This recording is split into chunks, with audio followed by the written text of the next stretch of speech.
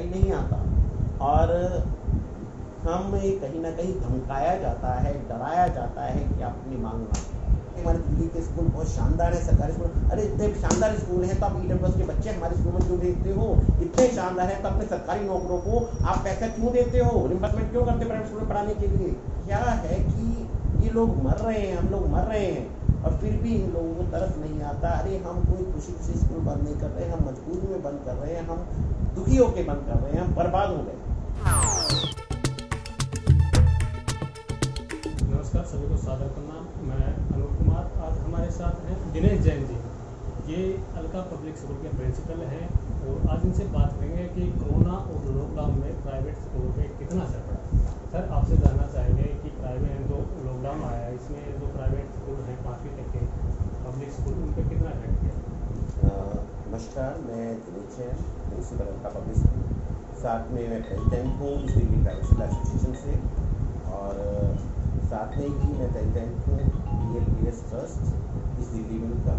और आज मैं एक प्राइमरी स्कूल रन करता हूँ और मुझसे ज़्यादा प्राइमरी स्कूलों की समस्याओं को कौन नहीं जानता, क्योंकि हम लोग आज तो पूरे रास्ते पे खड़े हैं, ऐसे रास्ते पर जहाँ पर हमारे समझ में नहीं आ रहा कि हम क्या करें, स्कूल चलाएं या बंद करें। हमारे पास इनकम का कोई सोर्स नहीं, हमें किसी की सेविंग देने के लिए हमारे पैसे नहीं, हमारे पास बिल्डिंग का किराया देने के लिए पैसे नहीं, हमें किसी सरकार से किस तरह की मदद, क्योंकि हमारे पास पूरा कानून लागू होता है, दिल्ली सरकार का भी, MCD सरकार का भी, किसी ने भी हमें किस तरह की मदद नहीं की। हम प्राइवेट स्कूलों में सबसे छोटे लेवल की यदि आप देखेंगे तो प्राइवेट स्कूल 4 तरह के होते हैं, primary, middle, secondary, senior secondary.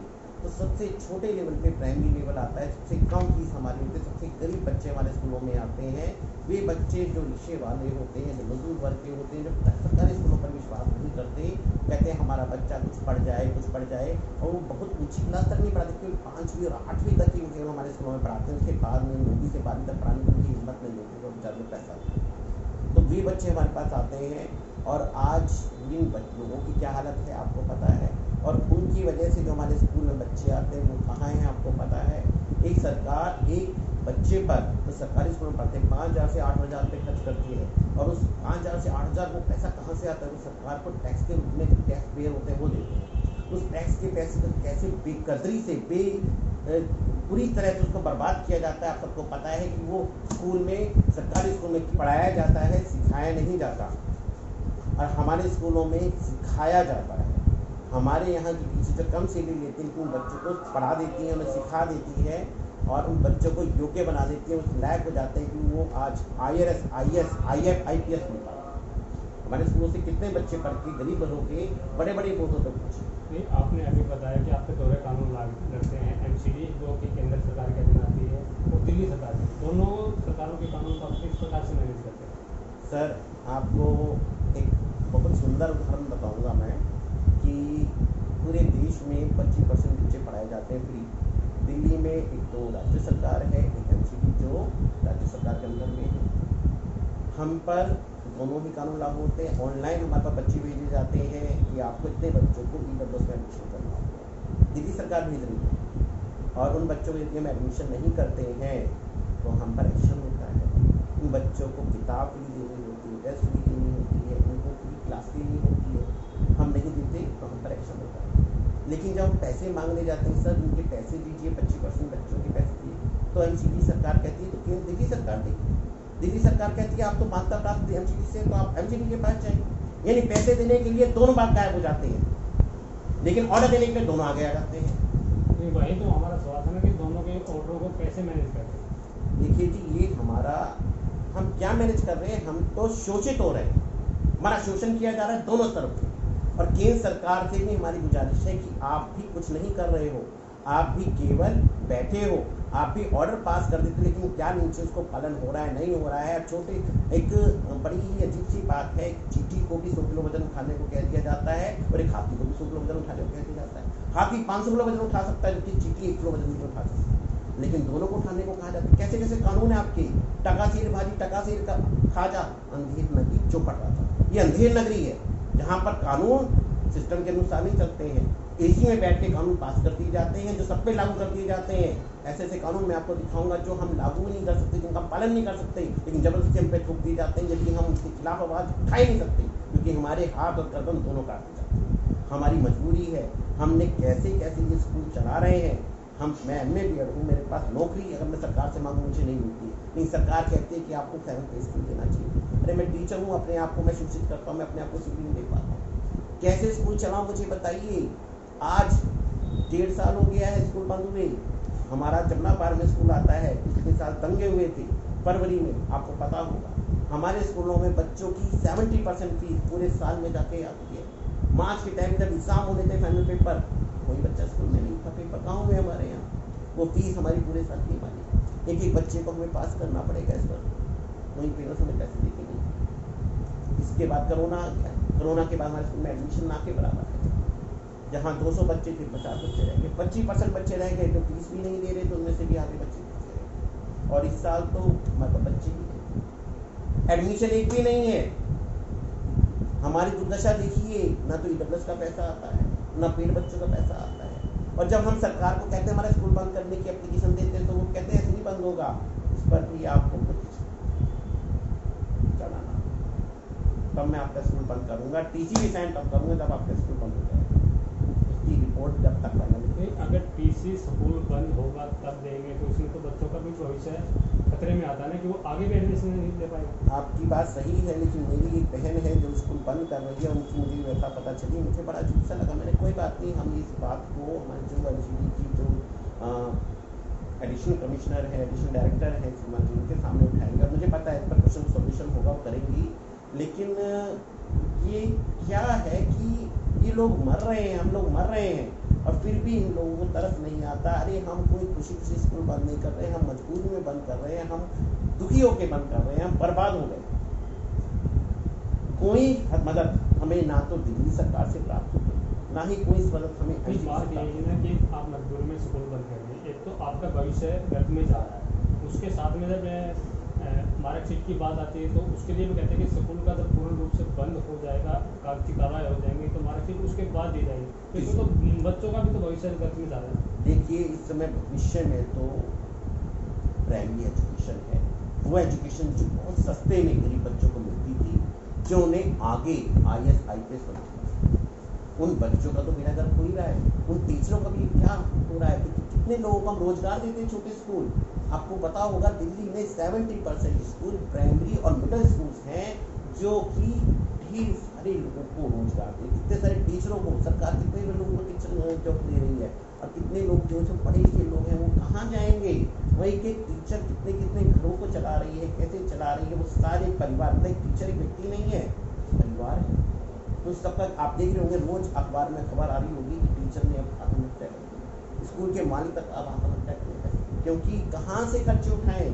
हमारा ना कमर्शियल बिजली, कमर्शियल पानी, कमर्शियल व्हाट्सएप। अरे भाई सरकारों, ये तो सुन लो, आपके ऑर्डर से हमारे स्कूल बंद हैं, पूरी तरह से बंद हैं। अरे स्कूल में इनकम नहीं है, कम से कम आप बिजली का बिल माफ़ नहीं कर सकते, मत करो, आप कम से कम हमारे डोमेस्टिक हाँ। अरे हमसे आप कब तक कमाओगे। आप 5-5 से 10 हज़ार रुपये एक बच्चे पे खर्च करते थे, हम 500 से 1000 रुपये लेकर बच्चों को पढ़ाते थे। आपका वो पैसा बचाते हैं और आपसे बहुत अच्छी एजुकेशन देते हैं। आप कहते हो कि हमारे दिल्ली के स्कूल बहुत शानदार है, सरकारी स्कूल। अरे इतने शानदार स्कूल हैं तो आप ईडब्ल्यूएस के बच्चे हमारे स्कूल में क्यों भेजते हो। इतने शानदार है तो अपने सरकारी नौकरों को आप पैसा क्यों देते हो, रिम्बर्समेंट क्यों करते प्राइवेट स्कूल में पढ़ाने के लिए। अरे भाई कुछ तो जो है ऐसी बातें कहो कि जो है मानी जाए। हाँ, आपकी कथनी और करनी में बहुत फर्क है। कम से कथनी करनी तो एक करो, कम से अपने सरकारी नौकरों को तो अपना सरकारी स्कूल में पढ़ाने के लिए बोलो, और नहीं पढ़ाते तो पैसे क्यों दे रहे हो भाई, वो तो बंद करो ना। आप जो है ईडब्ल्यूएस के बच्चे हमारे क्यों भेज रहे हो, आप कितने बढ़िया स्कूल हैं, उन बच्चों को आप अपने सरकारी स्कूल में पढ़ाइए। आप मेरे स्कूल में क्यों भेजते हैं और फिर उनके पैसे भी नहीं देते हो आप। 9 साल हो गए मुझे, ये देखिए मैं आपको लेटर दिखाऊंगा, 9 साल हो गए हम लेटर भेज रहे हैं। हमारे जो नया डायरेक्टर साहब आए हैं, आप देखिए इसमें मैंने सारी बातें लिखी हैं और बिल्कुल साफ साफ लिखा है कि आपकी जो सिस्टम है पूरी तरह से गलत है, इसको सही कीजिए। आखिर क्या कारण है कि आप कंप्यूटर के युग में फाइलिंग करवा रहे हैं। आखिर फाइलों के आने जाने से किसको फायदा होता है। जब आप ऑनलाइन एडमिशन भेजते हैं, हाँ, तो आप ऑनलाइन रिम्बर्समेंट क्यों नहीं करते। आज की डेट में ऑनलाइन में सब कुछ आ जाता है कि स्कूल की सारी डिटेल सबके पास पहुंच जाती है, अधिकारियों के पास सबके पास सारी डिटेल होती है, किस बच्चे का एडमिशन हो गया, क्या एडमिशन नंबर है, कौन सी क्लास में, क्या एड्रेस है, क्या फोन नंबर, आप क्या जानना चाहते हो, हमारी सारी डिटेल, बैंक की डिटेल, सब डिटेल आपके इन्वेस्टमेंट के कॉलम में आ जाती है। फिर भी आप फाइलिंग सिस्टम, ये फाइलिंग सिस्टम का टेबल के ऊपर क्या आना जाना होता है, इसका कारण आप समझ सकते हो, क्या उद्देश्य है।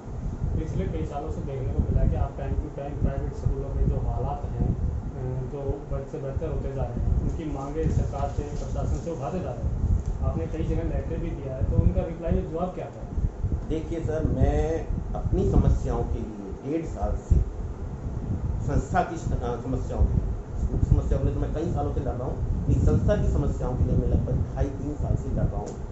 और ढेर सारे लेटर, कुछ लेटर मैं दिखा सकता हूँ, जब मैंने चेयरमैन साहब को लिखे हैं एजुकेशन डिपार्टमेंट से, मेयर साहब को लिखे हैं, EDMC में मैंने, जो हमारी जो ग्रांट देते हैं EWS की, EDMC की, उनको, हेड को, इसके अलावा और भी बहुत सारे लेटर मैंने लिखे हैं जो मैं यहाँ दिखा नहीं सकता। समय समय पे अखबार में भी मैंने आवाज़ें उठाई हैं, लेकिन किसी के कानों पे चूं नहीं लगती, सब मीठी मीठी बातें करते हैं, लेकिन काम नहीं होता। ये लेटर तो आप लिखते तो, लेकिन इनका रिप्लाई में कुछ तो जवाब आता है? रिप्लाई तो आता ही नहीं है भाई साहब, रिप्लाई नहीं आता, और हमें कहीं ना कहीं धमकाया जाता है, डराया जाता है कि आप अपनी मांग ना उठाओ। और मैं दुख के साथ कहूँगा कि मेरा आज तक मैंने जितनी मांगे रखी, एक ही मांग मैंने मेनली रखी थी कि स्कूलों का कैटेगराइजेशन हो, छोटे स्कूलों को कुछ राहत दी जाए, और सरकार भी इनकी कुछ फाइनेंशियली एड में, देखो हम लोग इतनी इनकम नहीं करते कि हम टीचर को अच्छी सैलरी दें। यदि सरकार अपने सरकारी स्कूलों में जहाँ पर पढ़ाई ना के बराबर होती है, खर्चा पूरा होता है, खर्चा कई गुना होता है, लेकिन उनकी टीचरें इतना अच्छा नहीं दे पाती हैं।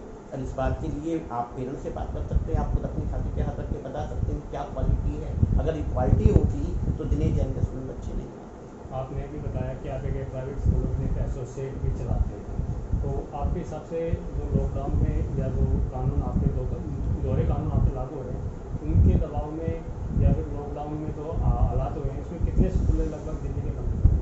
दिल्ली के लगभग 30% छोटे स्कूल बंद हो चुके हैं और बंद होने की कगार पे। मैं कुछ स्कूलों के नाम मैं बता दूंगा, और इतने सारे स्कूलों के नाम है कि मैं भूल भी पाऊंगा। ज्ञान सरिता पब्लिक स्कूल मेरे पड़ोस में है, new Jafrabad galaxy public school Ganesh Nagar में, शिशु संसार पब्लिक स्कूल, सरस्वती विद्या मंदिर जो है आपका मंडावली में, new SC public school Mohan garden में, ज्ञानदीप विद्या मंदिर मदनपुर गार्डन, मदनपुर खादर में, ऑक्सफोर्ड पब्लिक स्कूल जगतपुरी में, और ऐसे 3600 नाम हैं कि मैं गिन के भी आप दुखी हो जाओगे। और मैं सच कहूँ तो आज की कंडीशन में तो मैं खुद भी स्कूल बंद करने की कगार, मैं खुद भी दुखी हो गया हूँ कि मैं भी कैसे सोच रहा हूँ। मैं खुद भी सोच रहा हूँ कि भाई कैसे करूँगा स्कूल, मैं भी मैनेज करते हुए अब मैं डर रहा हूँ, सीख रहा हूँ, और मेरी भी हिम्मत अब रहा। इसके लिए आप दिल्ली सरकार या जो केंद्र की सरकार है जो NCD में है, उनसे क्या कहना चाहें, क्या मांग रखते हैं? मैंने सबसे मांग रखी कि भाई हमारा कम से कम आप हाउस टैक्स 1 साल के लिए 2 साल के लिए माफ़ कर दें, जब तक हमारे स्कूल की हालत ख़राब है, और नहीं भी माफ़ करते कम से कम से डोमेस्टिक कर दिया जाए कमर्शियल से। बिजली के बिल के लिए मैंने हमारे केजरीवाल जी को मेल भेजा था, जिसका जवाब भी आया, तो उसमें उनके जो पूरी दिल्ली के बिजली डिपार्टमेंट के हेड है उनका मेरे पास मेल आया कि आप अपना बिजली का बिल भेज दीजिए स्कूल का। मुझे बड़ी अजीब सी लगी बात कि अरे भाई मैंने अपने लिए नहीं कहा, मैंने पूरी दिल्ली के स्कूलों के लिए कहा। और आपकी बात समझिए, आप अपने बिजली के बिल के पीछे देखेंगे उसमें कैटेगरी क्लियर दिखाई देगी स्कूल की, आपने कमर्शियल डाल रखी है। अरे मैं वो कैटेगरी चेंज करने के लिए बोल रहा हूँ कि भाई जब तक कोरोना के कारण हमारे स्कूल बंद है, आप केवल इतना कर दीजिए, कमर्शियल से मत हटाइए, आपका मन नहीं कर रहा, आप केवल से डोमेस्टिक कर दीजिए, क्योंकि स्कूल हमारा बंद है, खुला ही नहीं है, बच्चे नहीं आ रहे, तो कम से कम हमसे जो बिजली हमारी जर्मन यूज हो रही थी, स्कूल बंद रहे या खुला रहे, कमर्शियल में एक बहुत मोटा बिल आता है, आप समझ सकते हैं, जबकि हमारा स्कूल तो बंद पड़ा है और आपके आदेश से बंद है। मैंने नहीं बंद किया, मेरी मर्जी नहीं है, आपकी आदेश से बंद किया, मुझे आपने 1 रुपया नहीं दिया बंद कराने का, मेरा कोई क्षतिपूर्ति नहीं की, मेरे बच्चे जो गरीब हैं वो नहीं दे सकते मुझे पैसे। मैंने पिछले साल 3 महीने की फीस माफ की है पूरी दिल्ली में, अखबारों में इस बात को आया है, आपने देखा भी होगा, पढ़ा भी होगा, मैंने सुना है। अलका पब्लिक स्कूल ने पूरी दिल्ली में इकलौता स्कूल था जिसने 3 महीने की फीस ऑफिशियली माफ की। दैनिक जागरण में ये खबर भी आई। तो मैं ये कह रहा हूँ कि हम लोग जो है एक मानवीय रूप दिखा सकते हैं, लेकिन सरकार का कोई मानवीय रूप हमें चेहरा देखने को नहीं मिलता। ये लोग किस तरह के लोग हैं जो अरबों खरबों रुपए सरकारी स्कूल में खर्च करते हैं, दिखावा करते हैं। हाँ, आप लोग 5,000 से 8,000 रुपए एक बच्चे पे खर्च करते हो, क्या क्वालिटी एजुकेशन मिलती है आपको पता है। और हम गरीब बच्चों को पढ़ाते हैं, आपने क्या मदद की गरीब स्कूलों की। आप गरीबों की अगर मदद करना सचमुच चाहते हैं तो आपको हमें ईट देना चाहिए। अरे ईट तो छोड़ो, आपने हमें छूट तक नहीं दी। जो आप कमर्शियल आप चार्ज ले रहे हो उसमें आपने क्या छूटें दी हमने, आपने सुई कोई छूट दी। आपको शर्म आनी चाहिए, आप किस तरह की सरकार चला रहे हो। आपने बड़े स्कूलों को बुरी भाई देखो, छोटे और गरीब स्कूलों को आपने कोई मदद नहीं, जबकि बड़े स्कूल एनुअल चार्ज भी ले रहे हैं और 36 तरह के चार्ज मांग रहे हैं, हाई कोर्ट भी सपोर्ट कर रहा है ना। लेकिन हम लोग तो मांग भी नहीं रहे हैं, तो कह रहे फीस दे दो भाई। हाँ, चलो उसमें भी कुछ कम दे दो। हाँ, वो भी हमें नहीं मिलता।